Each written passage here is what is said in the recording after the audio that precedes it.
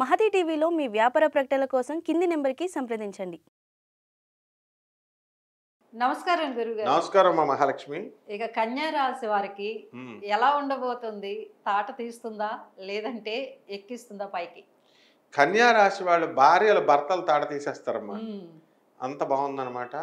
అయితే భార్యాభర్తలిద్దరూ కూడా వేరే వేరే దేశాల్లో ఉన్నవాళ్ళు, ఉద్యోగరీత్యామని వీళ్ళ ఫైటింగ్లు అవని, భార్య ఒక దేశంలో ఉంటే భర్త ఒక దేశం, ఇద్దరు ఒకే దేశంలో ఉంటే భర్త ఒక రాష్ట్రం వేరొక రాష్ట్రం, ఒకే ఊర్లో ఉన్న భార్య ఒక ఇల్లు వేరే భర్త ఒక ఇల్లు, కలిసి ఉండే యోగం, ఒకే ఇంట్లో ఉన్న భర్త ఒక గది వేరొక గది, టీ కావాలంటే మెసేజ్ల రూపంలో వాట్సాప్ చేసుకోవడం, ఈ రకంగా కొనసాగుతుంది. ఎప్పటి వరకు కొనసాగుతుందంటే రేపు మే 14వ తేదీ వరకు ఇదే యుద్ధం కొనసాగుతుంది.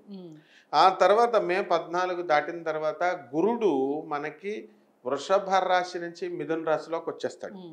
ఎప్పుడైతే అలా జరిగిందో మరి వీళ్ళకి అందరికీ కూడా పెద్దవాళ్ళు చెప్పడం, పెద్ద మనుషులు, పోలీస్ ఆఫీసర్లు, తర్వాత ఆనరబుల్ జడ్జెస్ చెప్పేది అరే మన కోసమే కదా చెప్తున్నారు పాపం లాయర్లు అంతా అనే ఒక రకమైన ఆలోచన వస్తుంది.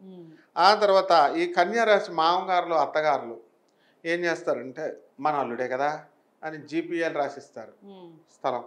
మరి అద్దెలకు జాగ్రత్తగా వసూలు చేసి మంచిగా చూడరాని వీడేం చేస్తాడు, అల్లుడు తీసుకెళ్ళి అత్త సొమ్ము అల్లుడు దానం అన్నట్టు ఆమె పడేస్తాడు. దాన్ని ఆమె పడేస్తాడు 2,65,00,000 వస్తుంది.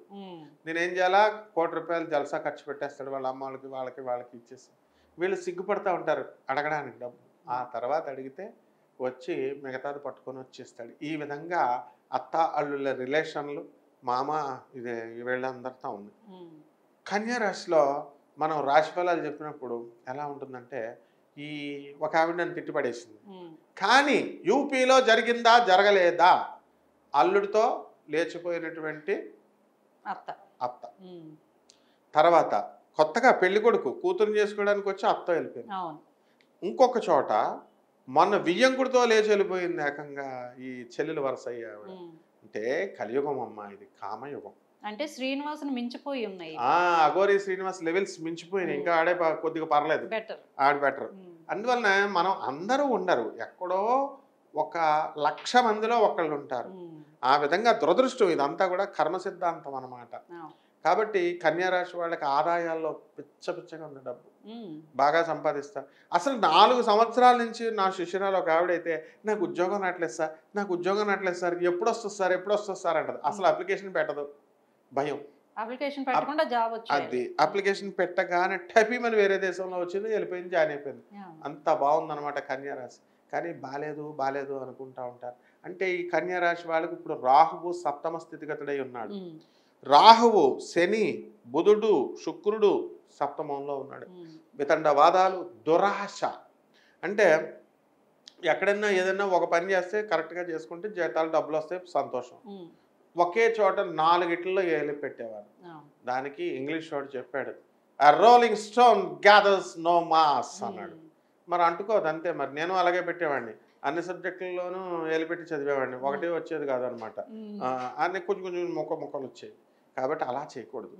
ఇప్పుడు అదే మనం పద్యాలలాగా ఒకే దాని మీద కాన్సన్ట్రేషన్ పెడితే మా గురువు గారు అయినటువంటి గరికపాటి నరసింహారావులో మనం కూడా పద్యాలు చెప్పేస్తాం. మనం ఇంగ్లీష్లో ఏలిపెట్టాం, సైన్స్లో ఏలిపెట్టాం, తెలుగులో ఏలిపెడితే ఏదో మా గురువుగారుల దయ వల్ల ఆశీర్వాదం వల్ల 4 మొక్కలు వచ్చినాయి అనుకో. ఆ విధంగా ఈ కన్యా రాశి వాళ్ళందరూ కూడా వేటిల్లోనూ కూడా వేలు పెట్టకుండా చేస్తాడనమాట. అన్నిట్లో వేలు పెట్టేలా చేస్తాడు రాహు. మనం ఆయన మాయా ప్లాన్ కనిపెట్టేసేయాల, కనిపెట్టేసి ఆయన గ్రూప్లోకి వెళ్ళకూడదు, కన్ఫ్యూజన్స్ క్రియేట్ చేసేస్తాడు. ఆ తర్వాత అష్టమ శని అసలే పాపం. కన్యా రాశి వాళ్ళకి సప్తమంలో శని ఉన్నాడు కదా. అష్టమ రవి మేషరాశిలోకి మే 13వ తేదీ వరకు ఉంటాడు. అందువలన ప్రభుత్వం నుంచి అన్ని తలపోట్లు. తర్వాత ఈ బిల్ కాంట్రాక్టర్స్ ఉంటారు, కాంట్రాక్టర్లు బిల్డింగ్లు కట్టిన వాళ్ళు. ఆ కట్టిన వాళ్ళు ఏమవుతారు, బిల్స్ రావు, శాంక్షన్ అవ్వాలి కదా. వాళ్ళ ఆఫీసర్లు వాళ్ళు ఏం చేస్తారు, వాళ్ళు గుమస్తాల కింద లెక్క. పాపం ఆఫీసర్లు ఏం చేస్తారు, పైనుంచి సీఎం ఇస్తే గవర్నమెంట్ ఇస్తే కడతారు. మేము గుమస్తాలం బాబు మా చేతుల్లో ఏం లేదంటారు. వీళ్ళు గవర్నమెంట్ రిలీజ్ చేయదు, నా దగ్గర డబ్బులు లేవని చేతులు ఎత్తేస్తాడు సీఎం. ఈ రకంగా ఈ యొక్క కన్యా రాశి వారి బిల్ కాంట్రాక్టర్స్ దగ్గర ఈ పరిస్థితి ఉంటుంది. ఎందువలన కమ్యూనికేషన్ ప్రాబ్లం. ఎందువలన అంటే బుధుడు వ్యాపార భాగస్వాములు కమ్యూనికేషన్ స్కిల్స్ ఇవన్నీ కూడా బుధుడు నేచపట్టేశాడు. రామ అని అంటే బూతు కింద వినబడుతుంది అనమాట. ఆ విధంగా కన్యా రాశి వాళ్ళ పరిస్థితి ఉంటుంది. ఇక మహిళల దగ్గరికి వచ్చేసరికి బ్రహ్మాండంగా ఉంటుంది, వీళ్ళకి హ్యాపీ హ్యాపీ అనమాట. ఇప్పుడు ఈ మహిళ సప్తమంలో శని ఉన్నాడు. సప్తమంలో శని ఉన్నప్పుడు కళత్రపుత్ర శత్రుత్వ కారణాయ నమః అన్నారు. అంటే పుత్రులు, పిల్లలు కూడా, భర్త కూడా వీళ్ళు మన మీద కక్ష పెట్టేసుకుంటారు.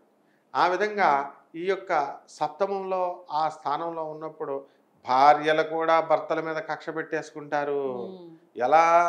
వీడికి శుభ్రంగా అన్నం వండి పెట్టి క్యారేజీలు కట్టి పిల్లల్ని కానీ పెంచి అన్నీ చేస్తే వీడు తాగేసి వచ్చేసి సాయంత్రం నన్ను తిడతాడా అని ఇది వరకు పాపం అమాయక మహిళలు ఏం చేసేవారంటే ఎందుకు తగ్గొచ్చావు, ఎక్కడున్నావు అని అలా అడిగేవారు. ఇప్పుడు స్టైల్ మార్చారు మనవాళ్ళు కూడా.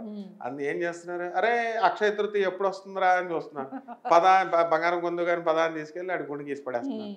కాబట్టి ఈ యొక్క మహిళలకు కూడా ప్రశాంతంగా ఉంటారమ్మా. ఈ కన్యా రాశి వాళ్ళకి ఏమీ ఇది లేదు. రైతుల పరిస్థితి కూడా అంతంత మాత్రంగా ఉంటుంది, మరీ సూపర్ స్టార్ లాగా ఉండరు. మే 29 ఇంకా దాటినా కూడా వాళ్ళు కొంచెం కమర్షియల్ క్రాప్స్ వేసుకొని బయటపడాలి. అండ్ రెవెన్యూ, కమర్షియల్ ట్యాక్స్ డిపార్ట్మెంట్లో పనిచేస్తున్నటువంటి వాళ్ళకి ప్రమోషన్స్ రావడానికి అవకాశాలు ఉన్నాయి.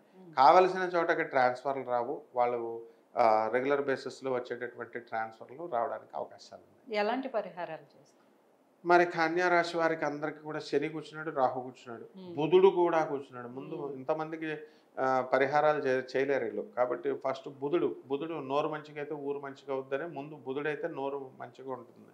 ఎందువల్ల పాపం వీళ్ళు చెప్పేది అవతలవాడికి అర్థం కాదు, వీళ్ళు కరెక్టే చెప్తారు కానీ అవతలవాడికి అర్థం అవ్వాలిగా. అందుకని బుధ జపం చేసుకోవాలి, బుధ స్తోత్రాలు చదువుకోవాలి. బుధుడికి కిలోంపావు పెసల్ని కిలోంపావు పెసలు, తర్వాత ఆకుపచ్చ రంగు ఉన్నటువంటి వస్త్రాలనిచ్చి పేద బ్రాహ్మడికి దానం చేయాలి. తర్వాత పెసరట్లు ఇవ్వాలి. పెసరట్లు వేసి చక్కగా అక్కడ ఉన్నటువంటి పేదవారు ఎవరైతే ఉన్నారో గుడికి వచ్చే పేదవారందరికీ కూడా పెసరట్లు పంచాలి. ఈ విధంగా కనుక తర్వాత మీరు ఏం చేయాలంటే రావి చెట్టుకి శని బాగుండలేదు కాబట్టి రావి చెట్టు ఒకటి సెలెక్ట్ చేసుకోవాలా, దానికి నీళ్లు పోయాలా. నీళ్లు పోసి చక్కగా ఓం శనైశ్చరాయ నమః అంటూ రావి చెట్టుకి 108 సార్లు ప్రదక్షిణాలు చేసుకుంటే సరిపోతుంది. సమస్య ఉన్న చోట పరిష్కారం కూడా తప్పకుండా ఉంటుంది. చాలా చక్కగా వివరించారు గురువు గారు. ధన్యవాదాలు.